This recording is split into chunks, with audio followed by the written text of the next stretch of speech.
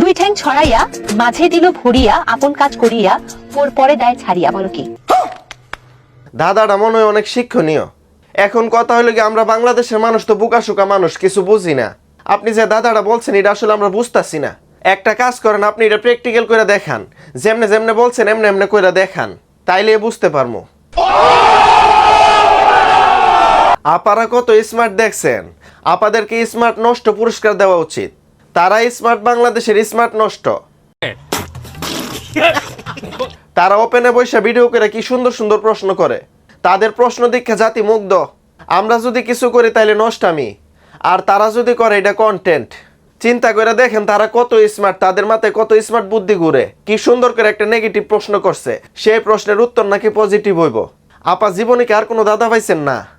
আপনাদের কি শুধু বাইর করুন, যাওনি ঢুকানি এগুলোই বলতে হইব? জাতির কাছে আমার প্রশ্ন, এই দাদাটা যদি কেউ ফ্যামিলির সামনে বসে শুনতে পারেন তাইলে আমার কমেন্ট করে জানায়েন। আমি এইটাই ভাবতেছি তারা কত স্মার্ট ভাবে নষ্টামি করে। আপা বিশ্বাস করেন, আপনি যে প্রশ্নটা করছেন আপনারা নীল ছবির ডিরেক্টর বানানো উচিত। আপনারাই ভবিষ্যতে সানি লিওন, মিয়া খলিফার বংশধর হবেন। জাতি এখন আপনারাই বলেন এটার নাম নাকি টক শো।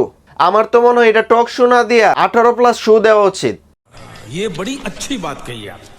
আর বিশ্বাস করেন এই শোতে যারা যারা আসে তারও এই লেভেলেরই, কি সুন্দর করে তারা প্রশ্নটার উপভোগ করে। আপনারা তো দেখতেছেন এই শোতে কারা কারা আসে, আমাদের বড় বড় টিকটক স্টাররা আসে। আসলে তারাই বাংলাদেশের স্মার্ট নষ্ট, আর আমরা হইলো খেত।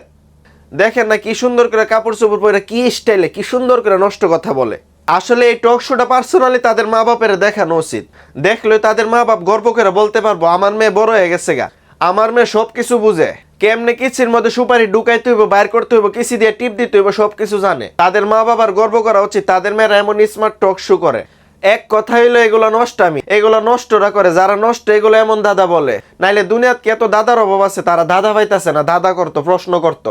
কয়েকদিন পরে পরে দেখি তারা এত সুন্দর সুন্দর প্রশ্ন নিয়ে আসে, আইন নাইন না এক একটা করে এক একটা করে ভাইরাল করে। আফারা আবার বলতাছি এগুলা বলার আগে কইরা দেখাইবেন, তাইলে আমরা বুঝবো আমরা শিক্ষিত না, আমরা হইলো অশিক্ষিত।